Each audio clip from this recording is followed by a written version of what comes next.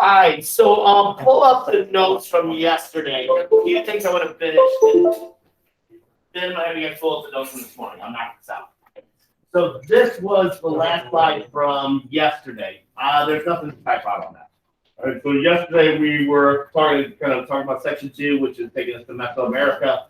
Mesoamerica, again, is a kind of historical term for the regions that we're talking like kind of central Mexico and the southern Mexico, like the Oaxaca Valley, the Yucatan area, Guatemala, Honduras, Belize, prior to or right at the time of the arrival of the Europeans, mainly the Spanish. And so yesterday we ended up talking about probably the earliest civilization that we in Mesoamerica that we know the most information about, and that's the Mayans, right? And the Maya are considered kind of advanced in the sense that we are fortunate enough to know what they did. They had a written language that was deciphered. Right? This kind of language is based on glyphs, on pictures, and stuff like that. And so we were kind of talking like how the Mayans essentially developed like things like concepts of mathematics. In particular, what number do the Mayans kind of like have in their mathematical system that was kind of unique? Zero, right? The only other civilization to develop the concept of a number representing nothing would be the Guptas in India, and that's where we get that kind of like from the European perspective, because those numbers made their way through the Middle East, and then when they made it to Europe, they referred to them as Arabic numerals, right? Replacing Roman numerals there. And like I showed you, like kind of the mathematics system of kind of the Mayans can be pretty complicated, but a lot of that was dealing with kind of observation of the stars and establishing a calendar that was very extensive. They were able to kind of determine eclipses and when like Venus would be kind of like prominent in the sky and stuff like that. And historians generally kind of divide up kind of Mayan history into 3 eras: pre-classical, classical, which is like the kind of peak, and then the post-classical. So the classical era, right around like kind of 900 or so, they believe is like we start to see the decline of city-states like Tikal and Palenque and places like that. If you get to like ever travel to Mexico, particularly like in the kind of like the area like south of Cancun, where they call Quintana Roo, there's this number of sites there that kind of date back to the kind of the classical era. Tulum, which is one of the smaller sites, but it's right on the Caribbean, which is one of the few places that you have that. And then seems like every kind of Mayan city would have what the Spanish would refer to as the castle, the El Castillo. These were generally temples dedicated to one particular deity or so. So at Tulum, if you ever get a chance to go there, you can actually swim in the Caribbean, like just kind of like overlooking the ruins there. This is Palenque in Mexico, which they believe this was the kind of the planetarium for the observation of stars and stuff like that. South of Tulum is a place called Coba, which is another small one. But the thing about Coba is the only one Mayan place where you can climb a temple. Right, all the other ones they kind of forbidden that, and so it's a little kind of eroded, if you will. But you notice the ropes there. A friend of mine was just there a couple of years ago. I didn't get a chance to go to Coba. I went to Tulum, but I didn't get to go to Coba. You get to ride bikes around it too. They give you you can rent like bicycles, and it's kind of cool. But these are kind of like cities that kind of like start to decline around the kind of classical era, right? And then in the post-classical era, right, the late Mayan period, we start to see kind of an integration of another culture within Mayan culture, a people called the Toltec, which had their origins in central Mexico. They kind of migrate into the Yucatan area, like down into Veracruz, where the old Mexican heartland was. They established a relatively small empire compared to the Aztecs, which we'll talk about today. It's pretty small. The kind of center of the kind of Toltec empire was a city kind of in central Mexico named Tuya. There's a modern city called Tuyallende, which is just to the east of that. And the Toltec are going to have a great influence on the Mayans, particularly when they kind of developed cities in the late classical period in the Yucatan. One that we'll talk is probably kind of the most famous kind of Mayan kind of ruins and probably best kept Mayan ruins. And so this is the temple structure at Tuya. There's the modern city just kind of to the east of that. There's another kind of structure there. It's an open, it was probably enclosed at one point, what is called the Column of the Warriors. That's going to be replicated in this next city, and that's Chichen Itza. Chichen Itza is probably the most famous kind of Mayan site, although it's a mix of Mayan and Toltec. Built during the late classical period, probably around like 1000 AD or so, right, roughly around like when Cahokia was being built or when it was at its peak. The name itself means the well of Itza. There was these things called cenotes, which are kind of like these subterranean kind of like wells that oftentimes were kind of like viewed as kind of portals into the underworld and such. Chichen Itza, when I was there in 2007, it had just been designated as a new seven wonder of the world. Condé Nast, which is like kind of a travel magazine, had a competition to pick the new seven wonders of the world. And so they had like a tournament setup thing, like the Arch was in the first round, didn't make it past the first round. All right, but in this region of the world, there's three that were picked as the seven wonders. One we'll talk about tomorrow. It was Chichen Itza. One we'll talk about tomorrow, which is Machu Picchu, and then the statue of Christ Redeemer and the statue of Jesus overlooking Rio de Janeiro. The other ones were the Colosseum in Rome, the Petra in Jordan, the Taj Mahal in India, and then the Great Wall of China. All right. And so at Chichen Itza, there's a massive temple. This is the Spanish called El Castillo. This is the Castillo, but it's the temple of Cocoon, who's the feathered serpent in the kind of Mayan mythology. There's 365 steps on this temple, each representing one day of the year. All right. It used to the year I went there in 2007. That was the first year that they wouldn't let you climb the steps. Some drunk American tourist like fell off and got hurt, and I think threatened to sue and stuff like that. Like drunk white people. Like, don't get me wrong, some of my best friends are drunk white people, but they ruin everything. All right. And so during the at the bottom of the one section, there's a serpent's head, which represents Cocoon as the feathered serpent. Now during the equinoxes, twice a year, at one point it kind of casts a unique shadow. I don't know if you guys can see this, kind of like down here. And that ends with the serpent head. So it looks like a snake, all right? Again, because the Mayans had extensive knowledge of when like eclipses would occur and solstices and that. And then when I showed this a few years ago, somebody goes, did somebody bring a mannequin?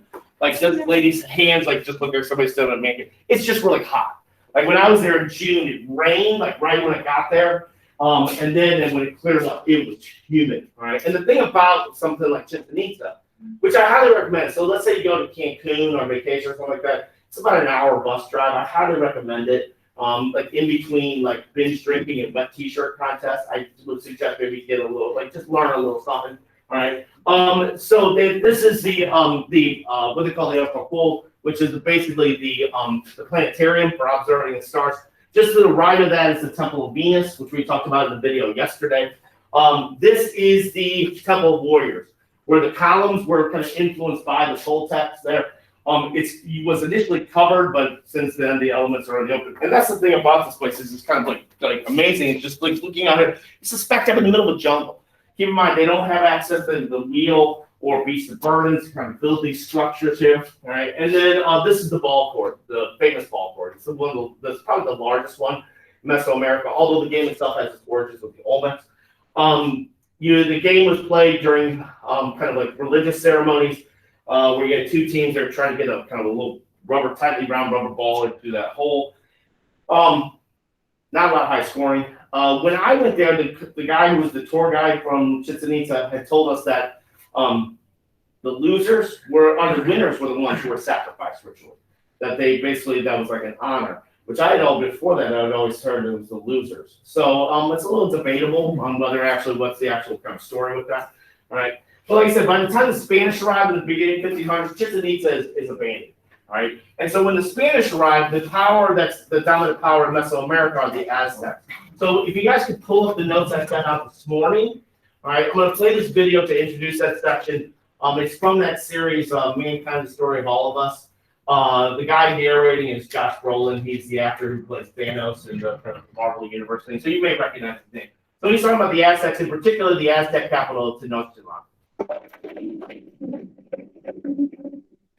In the Americas, no iron tools or horses. No wheeled vehicles. Yet America's people engineered great monuments thousands of years before the Egyptians. They mapped the stars with as much accuracy as any astronomer in Europe. High on Mountain Lake in Mexico, they build one of the greatest cities on the planet.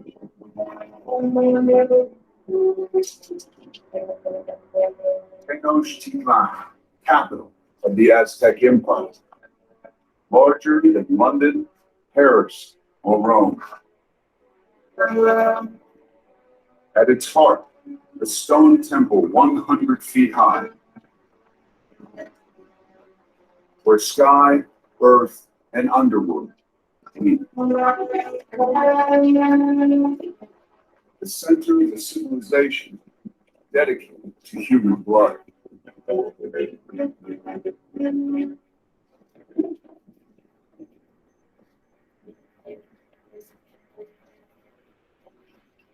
100 miles from the city,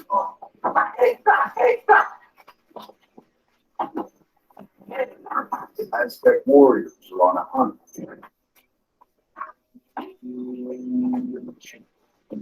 Their prey, not animals,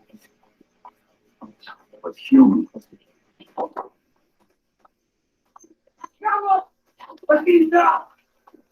They chase down the leader of an enemy tribe.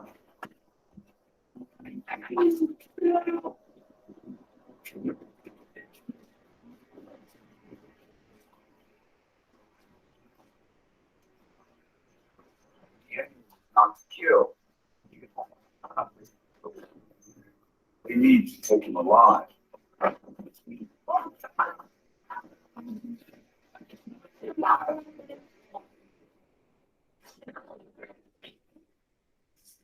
keep the universe in balance, the Aztecs believe they owe a debt of blood to the gods. Today, a special offering. Flower calling. Skilled warrior, bitter rival. The Aztec's greatest pride. Fighting for his life.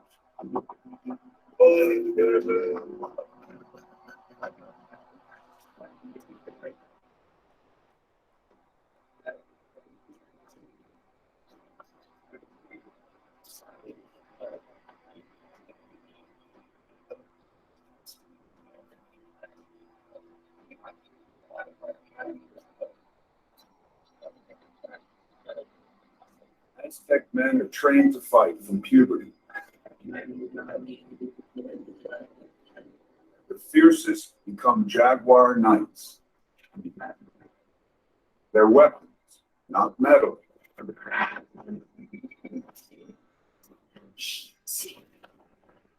but obsidian, volcanic glass.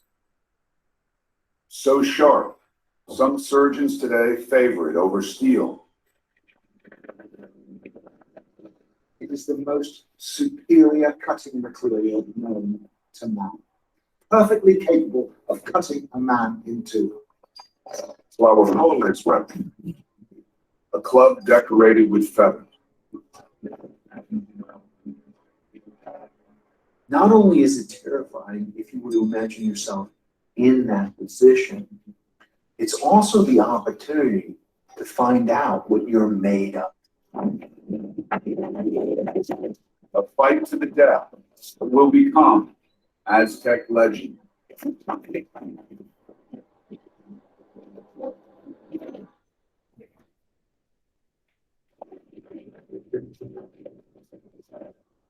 Tenochtitlan, Mexico, capital of the Aztec Empire.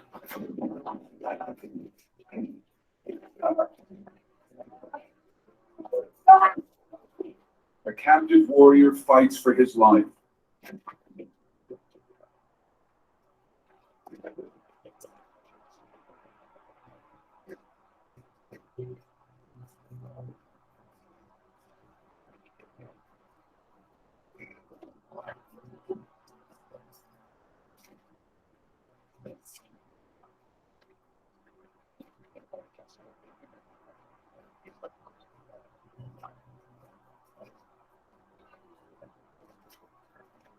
Jaguar knife, slice of his flesh to wear him down.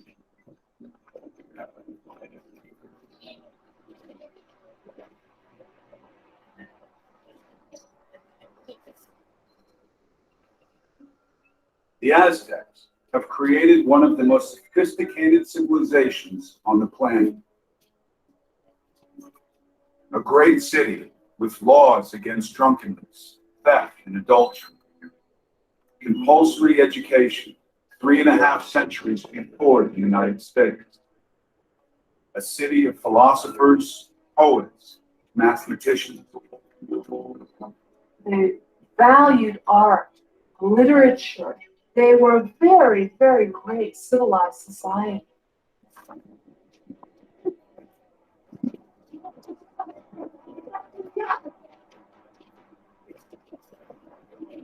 But the Aztecs believed their gods need human blood.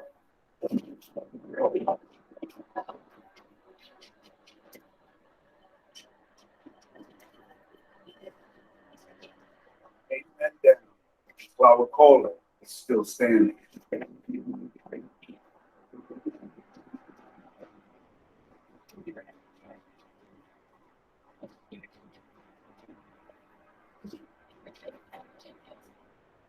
His strength is fading.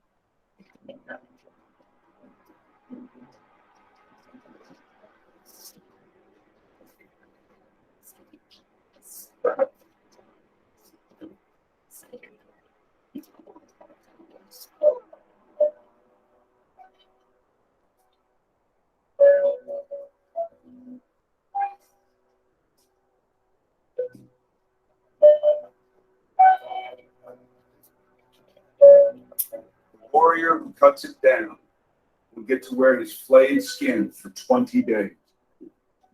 His family will eat his flesh, giving them the status of God.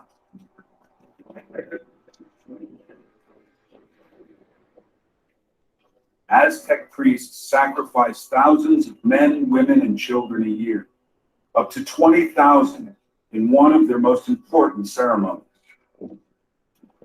One of the greatest acts of human sacrifice in history. The Aztecs are very philosophical about death. Death is what gives meaning to life. And that by having the idea of death, it makes the here and now sweeter and more beautiful.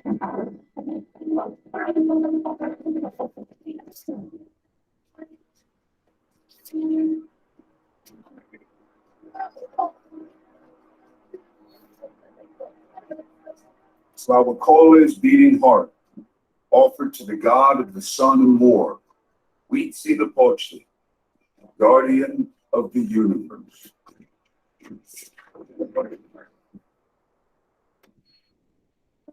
In return, the Aztecs believe his blood will guarantee a bountiful harvest. A crop that will become key to mankind's future. Corn. 6,000 years ago, early farmers in the Americas turn a weed into a cereal that produces more calories per acre than any other, with almost twice as many genes as a human being. Found in a quarter of all supermarket products we buy today. Corn is the staple of Aztec life. All right, so the last great civilization of Mesoamerica are the Aztecs. All right, now the Aztecs as a name actually are technically what they call the Mexica people, where Mexico gets its name from. Aztecs comes from this kind of mythological place named Aztlan, where apparently their gods had resided and the early kind of Mexican people were there. They're kind of exiled from there, and they spent their early history kind of as nomads, kind of wandering around the Valley of Mexico. However, there was a prophecy that stated that the Mexican people, the Aztecs, would find their permanent home when they saw a particular omen. Right? It had to be a eagle perched on a cactus with a serpent in its talons. Right? So the Aztecs were led by, as they were wandering on, by a guy named Tenoch. They see this, but the problem is it's smack dab in the middle of the Lake Texcoco. All right, but prophecies are prophecies. So they essentially established their kind of like their capital, their kind of like their center there, and a city referred to as Tenochtitlan. All right. Today that's Mexico City. And over time, what they do is they literally create land where there's no land. The only other you'll find this like kind of similar to maybe like in the Netherlands where they established these things called polders to prevent from like kind of flooding. Like in Dubai, in the Middle East, they create those islands and stuff like that. South in China, China's done that in the South China Sea. Those are probably the only other kind of times where you have that. According to historians, at its peak, population probably anywhere about 300,000. All right, and the Aztecs are creating an empire. All right, they are going to conquer other native cultures. All right, with this, kind of lends itself to kind of like some tensions with the native cultures here. By the time the Spanish arrived, the Aztecs are kind of ruling over an empire that is about 3 million people. Right, and so we know that there was a temple complex there. The Spanish they refer to as the Temple Mayor. It was a dual temple that's kind of similar to what we talked about, kind of like a Teotihuacan. One side of the temple is dedicated to the god of rain, the other one to the god of sun. All right. They uncovered this temple because the Spanish leveled it. In 1978, when they were building a subway, kind of like underneath there. So they discovered this, and there was kind of multiple layers built on volcanic rock and such. So when the Spanish arrived, this is kind of what kind of the Tenochtitlan looked like. Right. To the Spanish, they referred to as the Venice of the New World. All right, and the Aztecs developed a series of kind of like dams, causeways, and stuff like that to prevent flooding. It was rather advanced by engineering standards. This in Mexico City is the kind of the monument dedicated to the founding of the city itself. Like you say, you see that like serpent with the kind of on a cactus with the kind of an eagle in its town on the center of the flag of Mexico. I got a little flag there, right? So as they conquered other areas and other peoples, they kind of required them to pay them tribute. They tribute obviously things like gold and silver, copper, which is like kind of like you got like further south there in Mexico. But other things like cloth, feathers was a big thing that was kind of a tribute because they would use them in kind of ceremonies. All right. But this does create a little bit of like a resentment. And when the Spanish arrived, a number of these cultures that are kind of forced to pay tribute side with the Spanish because they got more beef with the Aztecs than they do with the Spanish. That's a miscalculation on their part. Now we know, like for example, like the Olmecs and the Zapotec, those names are basically given to them by that term is given to them by the Aztecs for the type of tributes that they give. We know that because the Aztecs have a written language that was deciphered, much like the Mayan language was based on glyphs. It's called Nahuatl. It's still spoken in parts of Mexico. The language is written, but it's used as a Latin alphabet now because of Spain there. All right, so we know what the Aztecs referred to, their rulers, their kings. We know how their social structure was developed. We know their religion, all because it was written down and all because it was deciphered. All right, and so we know that the Aztecs, particularly in Tenochtitlan, had an extensive concept of districts. You kind of like precincts, if you will, referred to as calpulis. This was the kind of the basic kind of social kind of structure. You had close to 20 districts, what they call calpulis. All right. The video talked about how like the Aztecs developed a compulsory education, public education. The calpulis were responsible for educating youth. They were responsible for providing armories, storage houses for things like corn and other things like that. At times, they would be responsible for picking the kind of leaders of the Aztec Empire if there was not a clear passage from father to son. So that in that way, they're kind of similar to the Holy Roman Empire. We know the names of their Aztec rulers, the title given to them because of the language. Huitzilopochtli is the term for the great ruler. That was the name of the Aztec ruler. Like I said, you generally just kind of pass down from father to son. Although at times when there was not a clear kind of distinction with that, the calpulis the chiefs of the calpulis or the heads of them would basically pick somebody. And so probably like what we know about the Huitzilopochtli, like in a lot of these cultures that they're kind of semi-divine figures. All right, they were often kind of priests, so religion and politics go hand in hand. The most famous Huitzilopochtli, who was the Huitzilopochtli at the time of the Spanish arrival, is Montezuma II. If you ever drink the water in Mexico and get sick, they say you got Montezuma's revenge. All right, that's his headdress, that's kind of like the crown, and a lot of those were kind of feathers that were kind of paid from other cultures, and we see like kind of like turquoise thrown in there. From accounts, both Spanish and Aztec, like Montezuma was kind of a fierce warrior. In one story, he completely wiped out an entire culture because they refused to kind of surrender. Other stories, he has this almost like kind of like depressive kind of side to him. There was a story that the Aztecs told that he saw a comet streak across the sky, and he cried for like 3 days. All right, because comets represented bad omens, and he wasn't technically totally wrong because soon after that the Spanish arrived. The economy of the Aztecs was primarily based on agriculture, like a lot of these cultures do. But how do you grow stuff if you live smack dab in the middle of the lake? The Aztecs, what they did was like what no other culture has done, essentially at that point, was they basically created these floating gardens called chinapas, where they basically took the mud and the silt and stuff like that from the lake bed. They kind of tied reeds together and they just basically all put it together. All right, and they would grow like multiple crops: corn, squash, beans, chilies, and that. And you could get a higher yield than you can on the regular land. And so the most famous kind of painting of the chinapas here from Diego Diaz, which I believe is in the University of Mexico City. This is what a chinapas looks like today. They still are farmed on that, dating like 500, 600 years. They now look like they're just an extension of the land.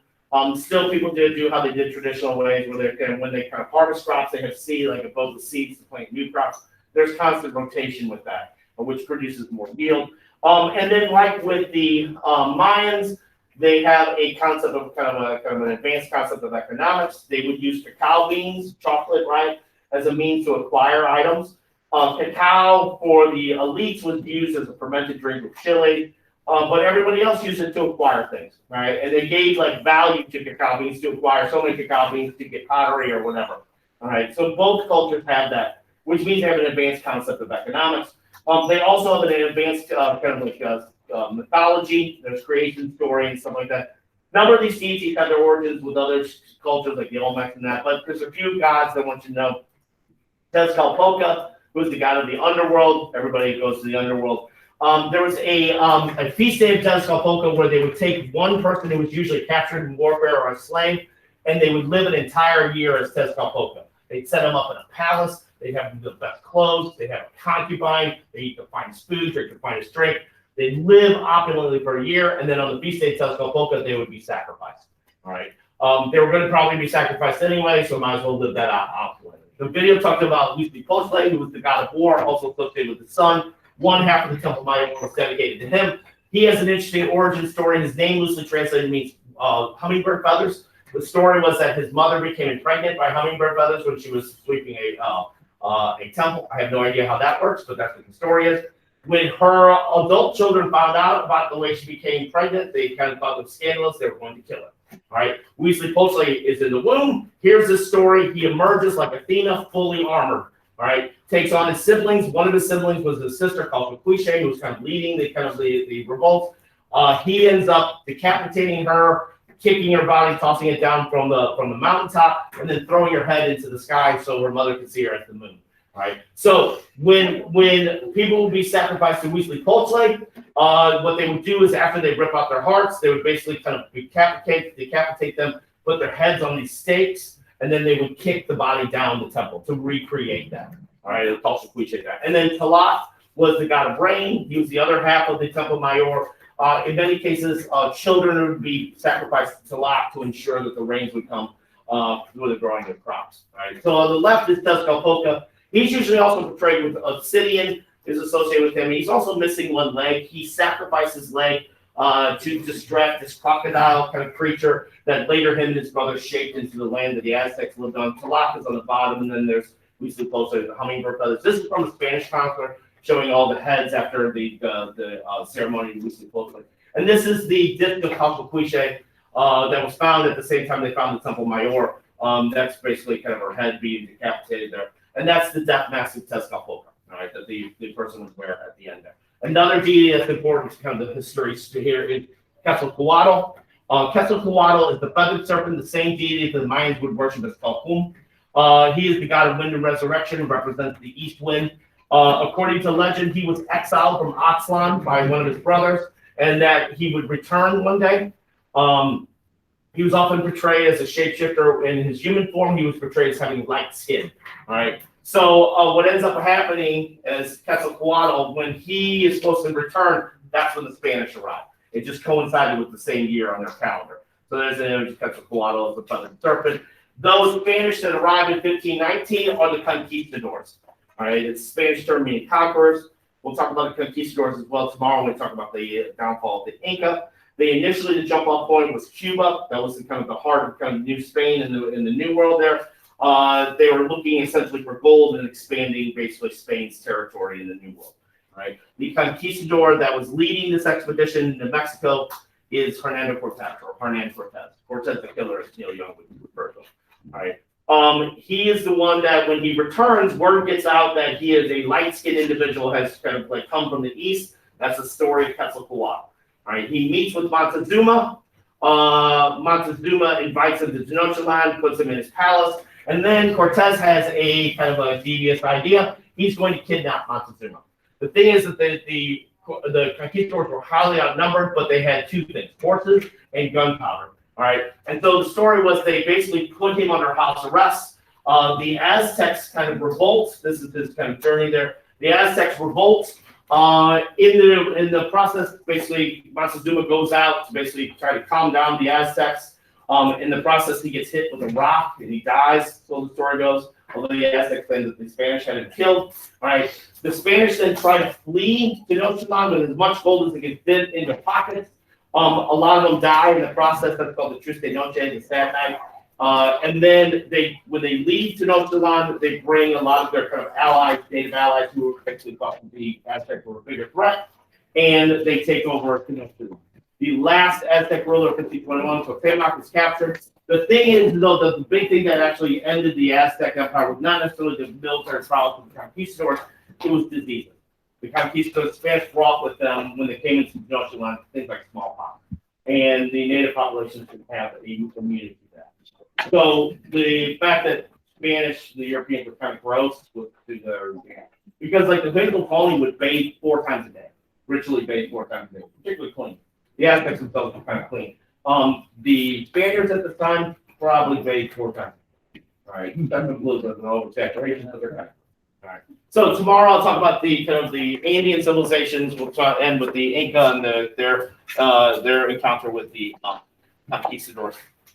Is that why Montezuma's revenge is called that? Yes. Because people come to Mexico and Yep. then it's his revenge for coming. Exactly. Leaving. Yep.